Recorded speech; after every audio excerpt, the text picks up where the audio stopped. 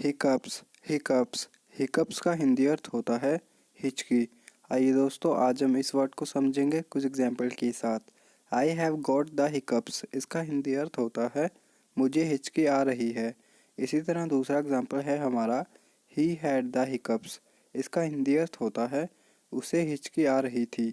इसी तरह तीसरा और आखिरी एग्जाम्पल है हमारा I ate too quickly and got hiccups, इसका हिंदी अर्थ होता है मैंने बहुत जल्दी खा लिया और हिचकी आ गई। तो दोस्तों, उम्मीद करता हूँ इन एग्जाम्पल के माध्यम से हिकअप्स का हिंदी अर्थ काफ़ी अच्छे समझ गए होंगे। तो दोस्तों, ऐसे ही अंग्रेजी शब्दों को हिंदी में समझने के लिए आप हमारे इस यूट्यूब चैनल को सब्सक्राइब भी कर सकते हैं। धन्यवाद।